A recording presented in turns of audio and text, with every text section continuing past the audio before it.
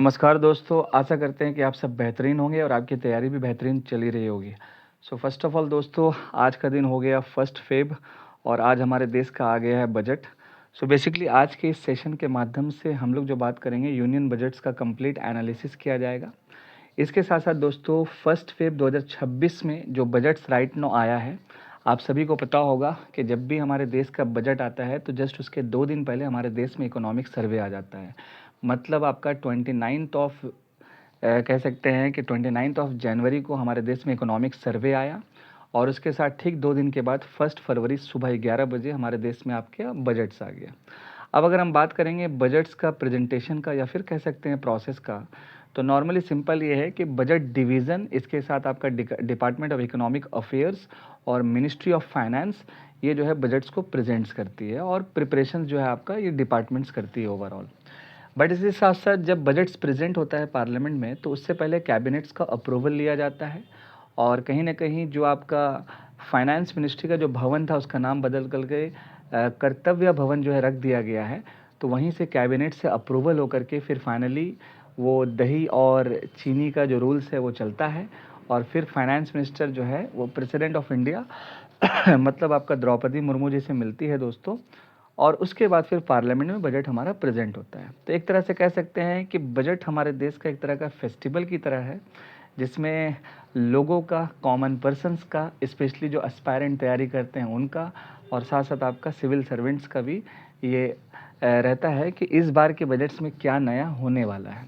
तो अगर हम देखा जाए तो 2026 और 27 का जो बजट्स है इसमें ज़्यादा कुछ खास नहीं है दोस्तों, क्योंकि इससे पहले का जो बजट आया था वो लगभग 2 घंटा 42 मिनट्स तक चला था। इस बार का जो बजट है क्रिस्प और कंसाइज है। तो चलिए आज के सेशन के माध्यम से बजट्स को अच्छे से एनालाइज करते हैं। हालांकि ये वीडियोस हमारा पार्ट नंबर 1 होगा, देन इसके बाद हम कोशिश करेंगे कि पार्ट नंबर 2 आए और फिर हमारा बजट्स के ऊपर एमसीक्यूज भी आएगा जो आपके पेपर्स के लिए काफ़ी महत्वपूर्ण होगा। सो फाइनली दोस्तों इस बार का जो हमारा बजट्स कह सकते हैं ये क्रिप्स और कंसाइज है जो मैंने पहले ही कहा। हालांकि बजट्स नाम का जो टर्म है हमारे संविधान में कहीं भी नहीं है। आर्टिकल नंबर कह सकते हैं 112 जिसमें लिखा है एनुअल फिनेंशियल स्टेटमेंट, मतलब सरकार क्या करती है कि जो भी सरकार ने लास्ट ईयर लगभग आपका 25 और 26 में जो चीज़ें जहाँ जहाँ से पैसा जो है इनकम जनरेट्स किया, जिसको हम लोग कह सकते हैं टैक्स रेवेन्यू, और फिर वही सरकार जो पैसा जहाँ जहाँ पे एक्सपेंडिचर की तो उसी का जो कह सकते हैं ना एक रिपोर्ट कार्ड प्रेजेंट्स किया जाता है कि सरकार बजट्स में अगला जो नेक्स्ट फिनेंशियल ईयर है वहाँ पर क्या करना चाहती है बेसिकली आपका, मतलब 2026 और 27 में कौन कौन से अलग अलग सेक्टर्स में वो पैसा देना चाहती है, कितना पैसा का मतलब कि एक्सपेंडिचर होने वाला है। इसके साथ साथ हमारा capital expenditure that is called capex जिसको बोलते हैं, जिसमें हम लोग लॉन्ग टर्म इन्वेस्टमेंट्स करते हैं, तो वहाँ पर सरकार का क्या खर्चा आने वाला है। इसके साथ साथ सब्सिडीज़ हो गया, स्कीम्स हो गया, इंपॉर्टेंट कॉरिडोर्स हो गया, ये तमाम चीज़ों के ऊपर जो है डिस्कशंस किया जाता है बेसिकली आपके दोस्तों बजट्स के अंदर। अब उसी जगह पे अगर हम इकोनॉमिक सर्वे की बात करेंगे तो इकोनॉमिक सर्वे में सिंपल क्या होता है दोस्तों कि कुछ इंपॉर्टेंट रिकमेंडेशंस दिया जाता है। इसके साथ साथ हमारे देश के अलग अलग सेक्टर्स में इन डेप्थ एनालाइज करके वो प्रिडिक्शंस दिया जाता है और चीज़ों का एक रिपोर्ट्स कार्ड प्रेजेंट्स किया जाता है दोस्तों इकोनॉमिक सर्वे के अंदर। ठीक है, तो चलिए बजट्स को हम लोग थोड़ा सा इन डेप्थ में समझेंगे क्योंकि हमारे एग्जामिनेशंस पॉइंट ऑफ व्यू से काफ़ी इंपॉर्टेंट है। तो चलिए दोस्तों शुरू करते हैं। अब जैसे ही दोस्तों इस बार के बजट्स की शुरुआत हम लोग करेंगे तो पहले ही आपके पॉइंट्स पे दिख जाएगा विकसित भारत। जैसा कि 2047 हमारे विकसित भारत यानी कि डेवलप इंडिया का टारगेट है, उसके लेकर सरकार का ये स्लोगन है बेसिकली विकसित भारत 2047 के नाम से। तो पहला पॉइंट में आपका सिंपल लिखा हुआ है इंडियाज़ इकोनॉमिक ट्रैजेक्टरी, विकसित Bharat balancing ambitions with inclusion के साथ साथ। और इसमें दोस्तों कुछ इंपॉर्टेंट बातों पे कहा गया है, क्या बात बोला गया है, action over ambivalence, then reform over rhetoric और पीपल ओवर पॉपुलिज्म। ये 3 इंपॉर्टेंट विकसित भारत का कॉन्सेप्चुअल चीज़ें यहाँ पर दिया गया है दोस्तों। बजट्स का एक एक पॉइंट्स बहुत इंपॉर्टेंट है आपके एग्जामिनेशंस पॉइंट ऑफ व्यू से, तो किसी को भी मिस नहीं करना है। उसके साथ साथ दोस्तों अगर हम बात करेंगे कि इस बार के बजट्स का इंपॉर्टेंट एम्बिशंस या एम्स क्या है, तो आप देख सकते हैं कि transform aspiration into achievement, potential into performance. ठीक है, ये आपको एम्बिशंस याद रखना होगा। और 4 चीज़ें जो यहाँ पर बिल्कुल ग्राफ में दिया गया है like stability, physical discipline, then sustained growth और मॉडरेट इन्फ्लेशंस। फिस्कल डिसिप्लिन्स मतलब ये हो गया कि ज़्यादा से ज़्यादा कह सकते हैं कि हमारे ऊपर कर्ज ना हो, ठीक है, हमारे इकोनॉमी में एक स्टेबिलिटीज़ आ पाए। जिस तरह से आप देख सकते हैं कि यूनाइटेड स्टेट्स ऑफ अमेरिका जो हमारे ऊपर टैरिफ लगाई है, तो स्पेशली आप देखिएगा कि जो डॉलर है वो काफ़ी इंक्रीज़ हो चुका है एज़ कम्पेयर टू रुपी, और रुपी हमारा काफ़ी वीक पॉइंट पे चला जा चुका है। तो ये 4 इंपॉर्टेंट चीज़ें हमारा इस बजट्स का एम है, सस्टेन ग्रोथ हो पाए और मॉडरेट इन्फ्लेशन, ये भी चीज़ें जो है चीज़ें आपका रह पाए दोस्तों।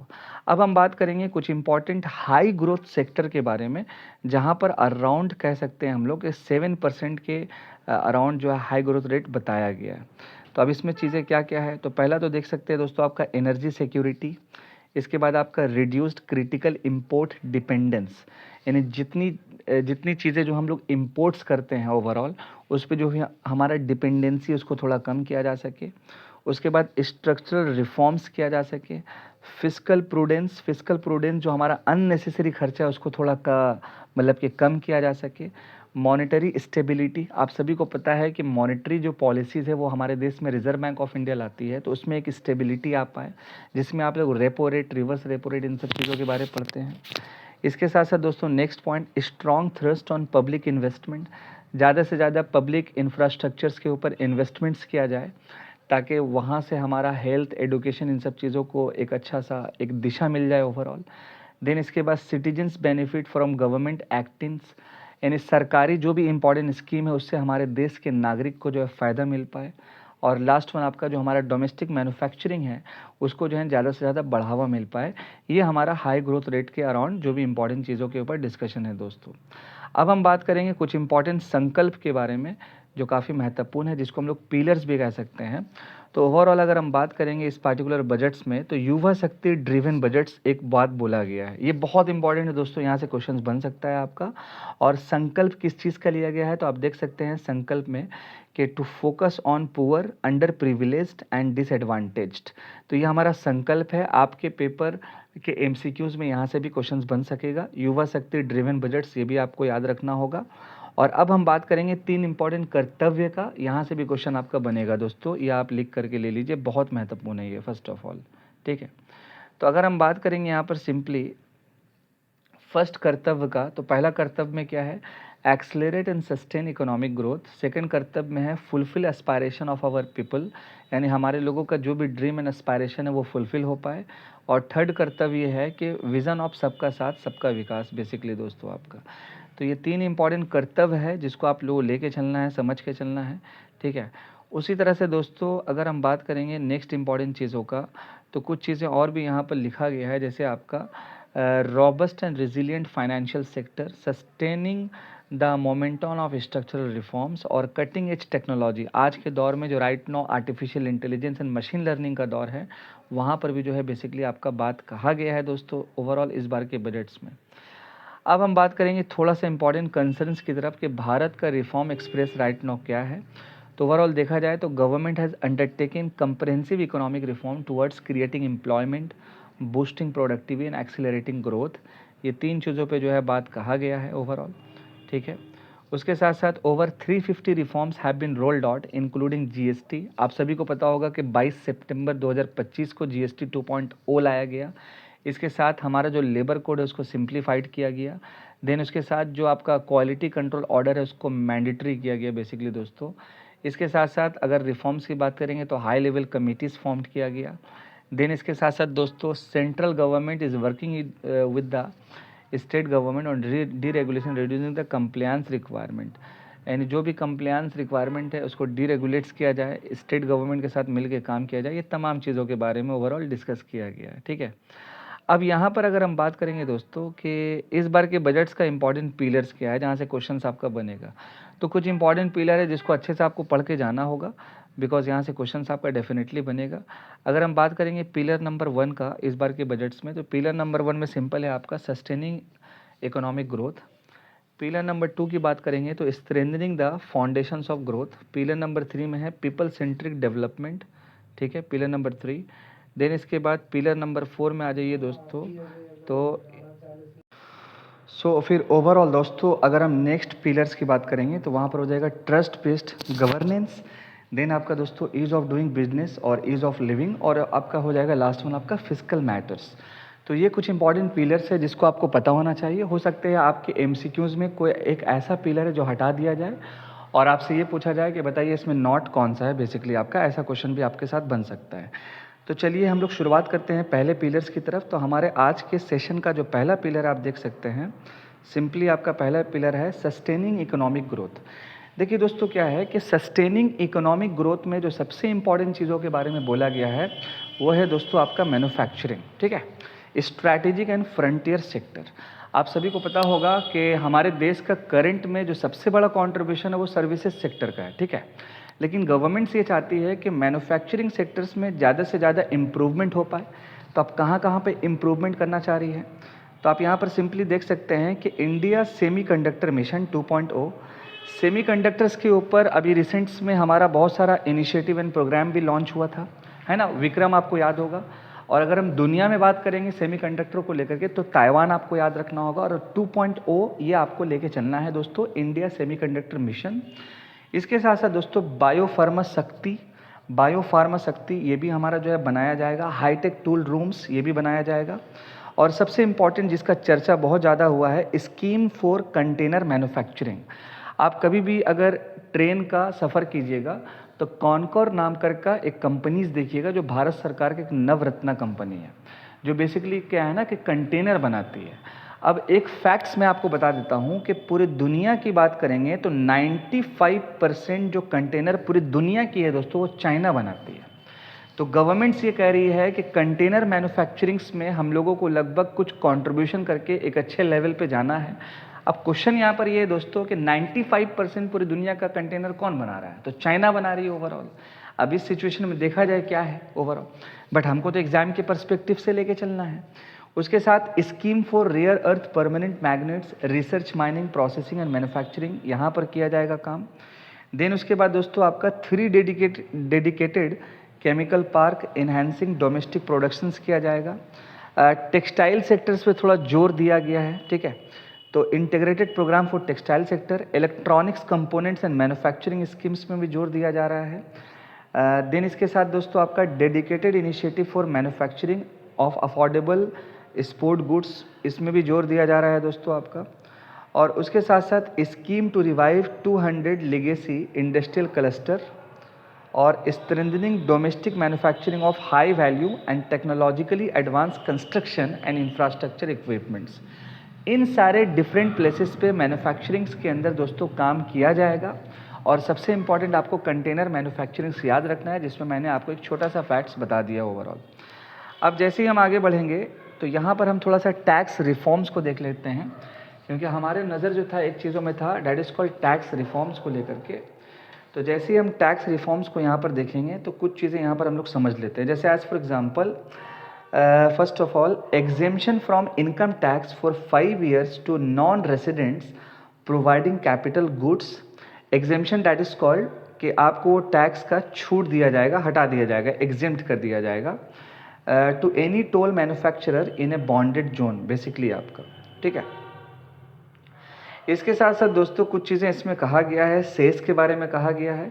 और सबसे इम्पॉर्टेंट चीज़, एक चीज़ जो आपको जानना ज़रूरी है, 3 pronged approach to help MSME, मतलब हमारा micro small medium enterprise grows as champions, यानी कि MSME ग्रो को हमारे जो है ना इस बजट्स में चैम्पियंस कहा गया है। अच्छा, इसमें 3 pronged एरिया क्या है, यहाँ से भी क्वेश्चन बन सकता है। तो पहला तो एरिया है दोस्तों आपका इक्विटी सपोर्ट का।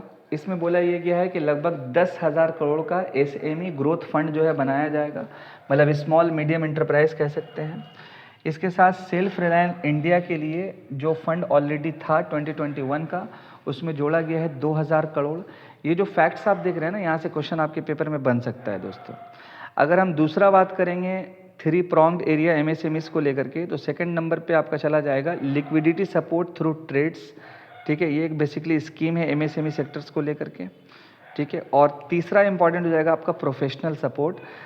प्रोफेशनल सपोर्ट्स में सबसे इंपॉर्टेंट याद रखिएगा कि गवर्नमेंट फैसिलिटेट करवाएगी प्रोफेशनल इंस्टीट्यूट्स को to develop corporate Mitra, specially Tier 2 and Tier 3 towns, not Tier 1, Tier 2 और Tier 3 टाउन्स में गवर्नमेंट जो है कॉरपोरेट मित्रास बनाएगी, ताकि वहाँ पर उनके जो भी एमएसएमई को हेल्प किया जा सके, उनके रिक्वायरमेंट को फुलफ़िल किया जा सके और उनको बेसिकली कहीं ना कहीं लोन्स भी दिया जा सके।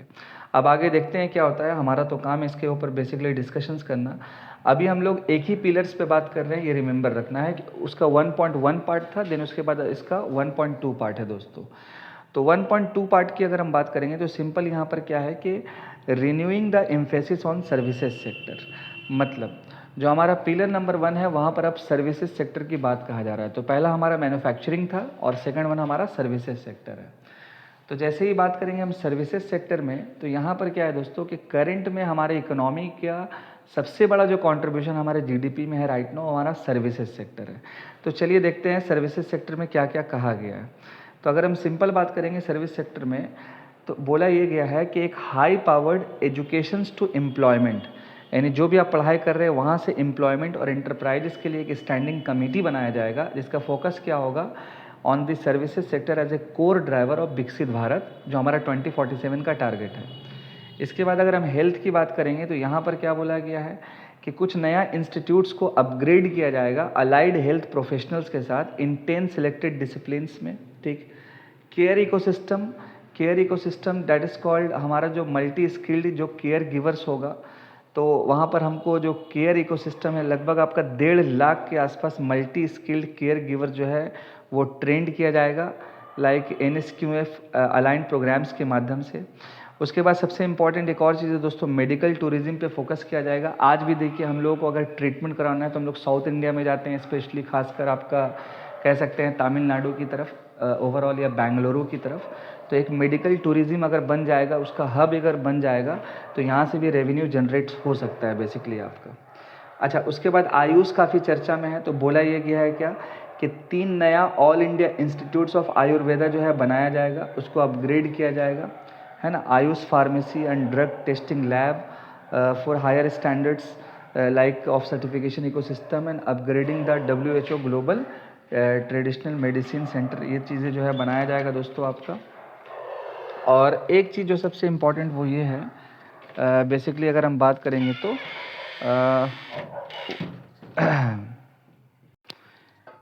एक चीज़ जो इससे पहले भी देखा गया था that is called orange economy. ठीक है, तो जैसे ही हम बात करेंगे ऑरेंज इकोनॉमी का, तो ऑरेंज इकोनॉमी मतलब ये हो जाता है कि जैसे जो कंटेंट क्रिएटर होते हैं, जैसे मान लीजिए हम अभी राइट में एक वीडियोस बना रहे हैं, तो हम क्या कर रहे हैं, एक कंटेंट क्रिएट कर रहे हैं। तो यहाँ पर ये बोला गया है कि लगभग आपका 15,000 सेकेंडरी स्कूल और 500 कॉलेजेस में ऐसा कुछ लैब्स बनाया जाएगा जो स्कूल्स के ही पढ़ते वक्त आप कंटेंट को क्रिएट्स कर पाएँ ओवरऑल, तो वो ऑरेंज इकोनॉमी में आ जाता है। डिज़ाइन की बात करेंगे तो setting up a new institute of design through the challenge wrote in eastern region कह सकते हैं, उड़ीसा या बंगाल के साइड में ये एक नया इंस्टीट्यूट डिज़ाइन का सेटअप किया जाएगा। स्पोर्ट्स पे थोड़ा फोकस ज़्यादा है, खासकर आपका खेलो इंडिया मिशंस के ऊपर। आप सभी को पता होगा कि खेलो इंडिया गेम्स जो भी होता है, यूथ देन आपका विंटर स्पोर्ट, ये तमाम चीज़ें खेलो इंडिया प्रोग्राम्स का एक पार्ट है। तो यहाँ पर भी जो है काम किया जाएगा। देन इसके साथ साथ दोस्तों एडुकेशंस की बात करेंगे तो ये भी हमारा एक सर्विसेज सेक्टर्स में ही आ जाता है। तो 5 यूनिवर्सिटी टाउनशिप बनाया जाएगा बेसिकली इंडस्ट्रियल और लॉजिस्टिक्स कॉरिडोर्स के लेकर के। मुझे जहाँ तक समझ में आया इस बार के बजट्स में सरकार का थोड़ा सा जो अप्रोच है वो ट्रांसपोर्टेशन और लॉजिस्टिक्स में थोड़ा सा ज़्यादा है बेसिकली आपका। अच्छा, girls hostel higher education STEM मतलब आपका साइंस, टेक्नोलॉजी, इंजीनियरिंग और मैथमेटिक्स इंस्टीट्यूट्स में एवरी डिस्ट्रिक्ट्स में बनाया जाएगा। इसके साथ आपका टेलीस्कोप इंफ्रास्ट्रक्चर फैसिलिटीज़ भी बनाया जाएगा। टूरिज़्म की बात करेंगे तो नेशनल इंस्टीट्यूट ऑफ हॉस्पिटैलिटीज़ जो है ये बनाया जाएगा दोस्तों आपका। और उसके साथ साथ कुछ इंपॉर्टेंट पायलट स्कीम जो है लगभग बनाया जाएगा 20 आइकॉनिक टूरिस्ट साइट्स में, जो 10,000 जो गाइड्स उसको स्किल भी किया जाएगा दोस्तों आपका सिंपली। ठीक है, और कुछ चीज़ें देख लेते हैं important. National destination digital knowledge grid बनाया जाएगा to develop ecologically sustainable mountain trails बनाया जाएगा, जो हम लोग टूरिज़्म में काफ़ी ज़्यादा उसमें बूस्टिंग मिलेगा दोस्तों आपका यहाँ पर। इसके साथ साथ एक और इम्पॉर्टेंट चीज़ दोस्तों आपका कि भारत पहली मर्तबा ग्लोबल बिग कैट समिट्स करने वाली है। तो यहाँ पर बता देते हैं जैसे लायन, टाइगर या फिर कह सकते हैं लेपर्ड, ये जितनी भी पार्टिकुलर एनिमल है तो ये बिग कैट के अंदर आती है। तो उसका समिट भारत में फर्स्ट टाइम होने वाला है। इसके साथ आपका दोस्तों 15 archaeological sites experiential cultural destination जो है वो डेवलप किया जाएगा, और फिर development of Buddhist circuits in north east region, इसको भी डेवलप किया जाएगा दोस्तों। तो ये कुछ इंपॉर्टेंट चीज़ें था रिगार्डिंग कह सकते हैं बेसिकली आपका ये तमाम चीज़ें यहाँ पर रिलेटेड टू कह सकते हैं आपका पिलर नंबर 1 के तरफ, ठीक है। अब हम बात करेंगे थोड़ा बहुत जो इम्पोर्टेंट चीज़ें हैं राइट नाउ बेसिकली दोस्तों आपका कि एक चीज़ जो यहाँ पर देखने को ये मिला है कि जैसे ये बजट्स बेसिकली प्रेजेंट्स हुआ था, तो बजट से प्रेजेंट्स होने के समय में आप देखिएगा कि जो शेयर मार्केट था खासकर सेंसेक्स वो धड़ाम सा गिरा था। उसका रीज़न क्या था कि यहाँ पर आप देखिएगा कि एक लिखा हुआ है STT, इसका मतलब होता है सिक्योरिटी ट्रांजैक्शन टैक्स। बेसिकली ये कह सकते हैं कि डायरेक्ट टैक्स के अंदर आता है। और जब आप शेयर मार्केट को अच्छे से पढ़िएगा तो वहाँ पर इक्विटी, फ्यूचर, ऑप्शन, इन सब चीज़ों को पढ़ना पड़ता है। तो सिक्योरिटी जो ट्रांजैक्शन टैक्स होता है वो शेयर मार्केट्स में ही जो आपका जो भी प्रॉफिट्स होता है उसके ऊपर लगता है। तो STT ऑन फ्यूचर्स पहले था आपका 0.02%, अभी उसको बढ़ा के 0.05% कर दिया गया है। तो जैसे ये बढ़ने वाला खबर आया वैसे ही हमारा जो सेंसेक्स है धड़ाम सा गिर गया है दोस्तों। उसके बाद फ्यूचर के बाद एक ऑप्शन होता है, तो उसमें भी देखिए आप यहाँ पर देख सकते हैं कि इसको भी रेस किया गया है, लगभग कह सकते हैं कि 0.15% फ्रॉम द रेट ऑफ 0.1% और 0.125% रिस्पेक्टिवली दोस्तों। और इस पार्टिकुलर रेज होने से हमारा जो सेंसेक्स है और हमारा जो शेयर बाज़ार है धड़ाम सा गिरा है दोस्तों, ठीक है। बहुत बड़ा गिरावट आया है इसमें देखा जाए तो।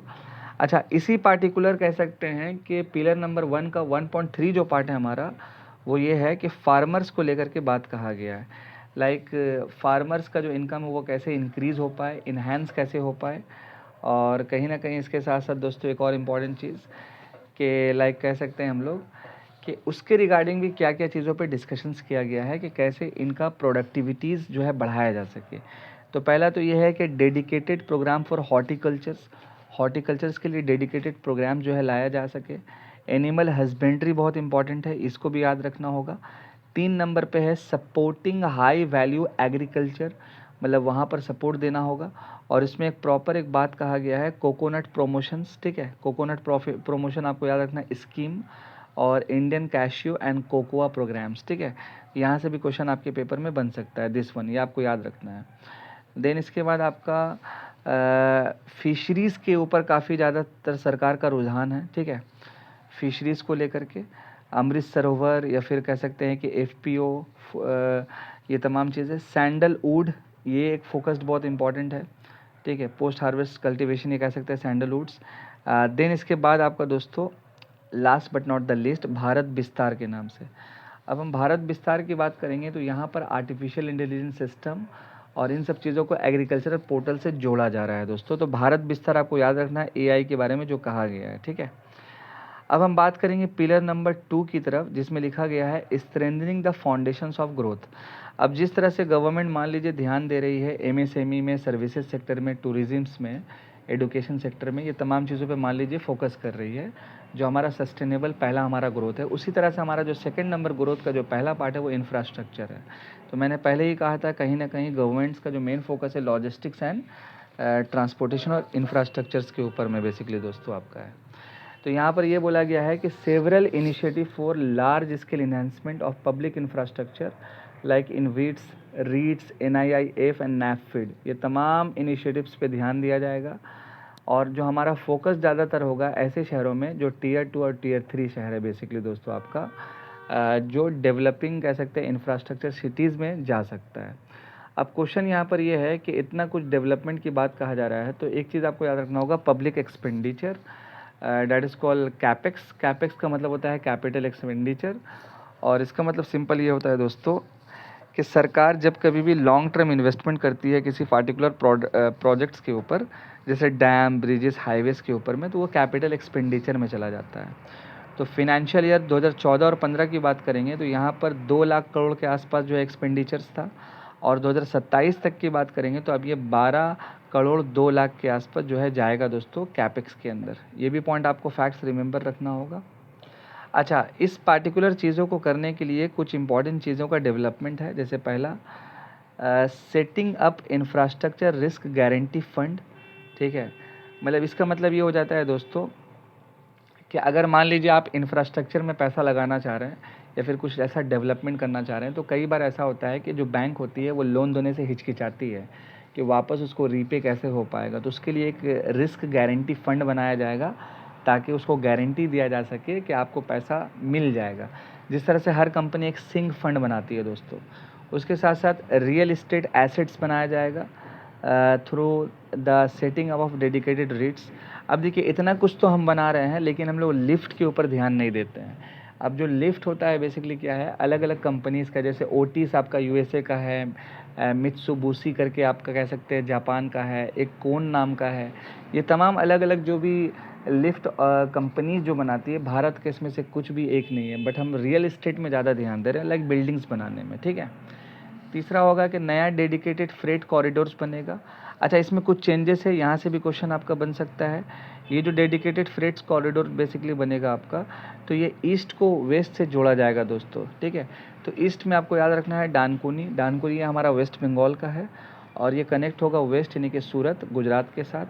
अच्छा, 20 नया नेशनल वाटरवे बनाया जाएगा जो मिनरल रिच एरियाज़ हो, इंडस्ट्रियल सेंटर एंड पोर्ट्स हो, जिससे जोड़ा जा सके। ठीक है। नेशनल वाटरवे रिमेंबर रखना होगा आपको। उसके बाद नेक्स्ट इम्पॉर्टेंट है कि कुछ इम्पॉर्टेंट शिप रिपेयर इकोसिस्टम जो है इनलैंड वाटर में बनाया जाएगा। उसके बाद coastal cargo promotion scheme launch किया जाएगा। देन इसके साथ साथ सी प्लेन वीजीएफ स्कीम, ये बेसिकली बहुत पहले गुजरात शुरू किया था। सी प्लेन मतलब समुंदर में ही जो है प्लेन उतरेगा, इस तरह का एक स्कीम था। और एक आपका है साक्षी स्कीम के नाम से, वो भी काफ़ी महत्वपूर्ण है दोस्तों आपके एग्जामिनेशन पॉइंट ऑफ व्यू से। देन इसके साथ साथ दोस्तों एक पूर्वोदया नाम का स्कीम है जो ईस्ट कोस्ट इंडस्ट्रियल कॉरिडोर से जो है ना डेवलपमेंट जो भी है किया जाएगा। तो ये कुछ चीज़ें यहाँ पर था ओवरऑल। ठीक है। आई होप सो यहाँ तक तो आपको समझ में आ ही गया होगा। उसके बाद अर्बनाइजेशन, सिटी इकोनॉमिक रीजियंस में बहुत सारी चीज़ों का डेवलपमेंट है, जैसे एज़ फॉर एग्ज़ाम्पल आपका कि टीयर 2 और टीयर 3 सिटीज़ में ज़्यादा से ज़्यादा ध्यान दिया जाएगा। टेम्पल टाउन्स बनाया जाएगा ताकि टूरिज़्म को थोड़ा बूस्ट मिल पाए, है ना, इकोनॉमिक एनहांसमेंट किया जा सके। उसके बाद growth connectors that is called, जो 7 हाई स्पीड रेल कॉरिडोर है, जैसे कि मुंबई से पुणे तक, पुणे से हैदराबाद तक, हैदराबाद से बेंगलुरु तक, हैदराबाद से चेन्नई, ऐसे कुछ इंपॉर्टेंट जो है ना आपका हाई स्पीड रेल कॉरिडोर जो है अपकमिंग में बनाया जाएगा ताकि हमारा ट्रांसपोर्टेशन जो है और अच्छे से मजबूत हो पाए। तो ये कुछ इंपॉर्टेंट चीज़ें था रिलेटेड टू, कह सकते हैं आपका कि सेकंड नंबर पिलर से। अब इसी के साथ थोड़ा सा और एनालाइज हम लोग करेंगे पार्ट नंबर 2 में हम, बट हम जाने से पहले थोड़ा सा आपको बेसिक्स चीज़ें हम बता देते हैं। ठीक है, ऑलरेडी बेसिक चीज़ें बता देते हैं कि हमारे देश के अंदर एक इम्पॉर्टेंट चीज़ ये है कि जब भी सरकार बजट्स लाती है तो देखा ये जाता है कि सरकार जो है पैसा कहाँ कहाँ से कमाई है और वही पार्टिकुलर सरकार जो है पैसा कहाँ कहाँ पे खर्चा करेगी बेसिकली दोस्तों। तो यहाँ पर हम लोग बोलते हैं सिंपल, रुपी कम्स फ्रॉम, मतलब सरकार के पास पैसा कहाँ कहाँ से आया है और सरकार फिर उसी को पैसा को कहाँ कहाँ खर्चा करेगी। तो सरकार के पास सबसे ज़्यादा जो पैसा आता है इनकम का, वो आपका बोरोइंग्स एंड लाइबिलिटीज़ से आता है। ठीक है, सरकार जो बोरोड करती है लगभग 24%। उसके बाद सरकार जो कमाती है पैसा डायरेक्ट टैक्स के अंदर इनकम टैक्स से। इसके साथ वंस अगेन डायरेक्ट टैक्स के अंदर कॉरपोरेशन टैक्स होता है जहाँ पर से 18% है, 21% आपका इनकम टैक्स हो जाएगा दोस्तों। देन इसके साथ साथ एक और इम्पॉर्टेंट पोर्शन यहाँ पर देख सकते होंगे आप लोग, सिंपली आपका जीएसटी और अदर टैक्सेस से 15% हो जाएगा। देन इसके बाद दोस्तों आपका नॉन टैक्स जो रेवेन्यूज़ होता है, मतलब एक ऐसा टैक्स कह सकते हैं जो नॉन टैक्स का पार्ट है, वहाँ से लगभग आपका 10%। उसके साथ दोस्तों आपका अगर हम बात करेंगे कस्टम जो हमारे इम्पोर्ट एंड एक्सपोर्ट्स पे लगता है तो 4%। यूनियन एक्साइज ड्यूटी, एक्साइज का मतलब है कि मैन्युफैक्चरिंग के ऊपर जो टैक्स लगता है दोस्तों वो आपका। और उसके साथ आपका दोस्तों नॉन डेट कैपिटल रिसिप्ट से 2%। तो ये जो अलग अलग स्ट्रक्चर्स था इसमें रिगार्डिंग सरकार के पास पैसा जो है ना आती है। अब उसी तरह से जो भी सरकार पैसा कमाई, अब सरकार पैसा को खर्चा भी करती है, लाइक रुपी गोज़ टू। तो अगर हम सरकार के खर्चा की बात करेंगे तो सबसे ज़्यादा जो खर्चा अगर हम बात करेंगे सरकार का कहाँ पे है, तो वो स्टेट को शेयर ऑफ टैक्सेस देती है, मतलब जीएसटी का कलेक्शन जो होता है। तो फिर फाइनली दोस्तों वही पार्टिकुलर सेंटर हमारा स्टेट्स को शेयर देती है, तो वहाँ से 22% है। देन इसके साथ साथ दोस्तों इंटरेस्ट पेमेंट से हमारा जो है दोस्तों हो जाएगा 20%। इंटरेस्ट पेमेंट मान लीजिए कि सरकार जिस पार्टिकुलर ऑर्गेनाइजेशन से लोन ली या बाहर देश से लोन ली, तो उस लोन के ऊपर जो इंटरेस्ट लगता है तो वहाँ से हमारा 20% का खर्चा है। उसके साथ सरकार का बहुत सारा स्कीम चलता है, लाइक सेंट्रल सेक्टर स्कीम जिसको बोलते हैं, तो 17%। देन इसके बाद कुछ स्कीम ऐसा होता है जो सेंट्रली स्पॉन्सर्ड होता है, जिसमें सेंटर और स्टेट के रिलेशन से चलता है, तो वहाँ पर 8% है दोस्तों। उसके बाद सरकार का और भी अलग एक्सपेंडिचर है। देन इसके साथ साथ finance commission and other transfer से 7%, सब्सिडीज से कह सकते हैं तो 6%, और डिफेंस की अगर हम बात करेंगे तो सिंपल यहाँ पर 11% है। और कुछ चीज़ें मैंने यहाँ पर ऑलरेडी आपको साझा कर दिया बेसिकली आपका दोस्तों। अब ये कुछ रिसिप्ट के बारे में है। एक होता है कैपिटल रिसिप्ट, एक होता है रेवेन्यू रिसिप्ट्स। तो यहाँ पर बी फॉर बजट एस्टिमेट या रिवाइज एस्टिमेट दिया गया है। ये तमाम चीज़ों का जो भी लेखा जोखा सिंपली यहाँ पर कर दिया गया है दोस्तों। तो ये हमारा बेसिकली था आज के बजट्स का पार्ट नंबर 1। पार्ट नंबर 2 में जब हम लोग मिलेंगे तो कुछ चीज़ें जो हमारा पिलर्स है उसको करने के साथ एमसीक्यू भी हम लोग कर लेंगे, ताकि बजट्स के ऊपर जो भी अपकमिंग पेपर में क्वेश्चंस बनेगा उसको आपको ध्यान रखना होगा, ठीक है। कुछ फैक्ट्स बता करके हम लोग फिर आगे अलविदा लेते हैं। सबसे पहला, भारत में वो फाइनेंस मिनिस्टर है जो ज़्यादा टाइम तक बजट्स को प्रेजेंट किया, वो मोरारजी देसाई साहब है। निर्मला सीतारमन 9 टाइम्स है। अब इसके बाद भी अगर प्रेजेंट करेगी तो सबसे ज़्यादा बार हो जाएगी ओवरऑल। और अगर हम बात करेंगे लॉन्ग स्टैंडिंग स्पीच का, तो वहाँ पर निर्मला सीतारमन है। पहली मर्तबा कोई डिजिटल बजट अगर प्रेजेंट किया है तो वो भी निर्मला सीतारमन जी है। भारत में पहला बार जो फाइनेंस मिनिस्टर बजट को प्रेजेंट किया वो आर.के. शनमुगम चेट्टी साहब हैं। इसके साथ साथ दोस्तों कई सारा और भी टर्म्स हैं, हम लोग सेकंड पार्ट में मिलकर कंप्लीट करेंगे। आप लोग अच्छे से रहें, मस्त रहें, खुश रहें। आई होप सो आपके बजट्स का जो एनालिसिस है वो थोड़ा थोड़ा आपको क्लियर हुआ होगा बेसिकली। तो चलिए दोस्तों, मिलते हैं हम लोग नेक्स्ट सेशन में पार्ट नंबर 2 विद एमसीक्यूज़ के साथ। बाकी आप बेहतरीन रहें, खुश रहें। Thank you so much. जय हिंद दोस्तों।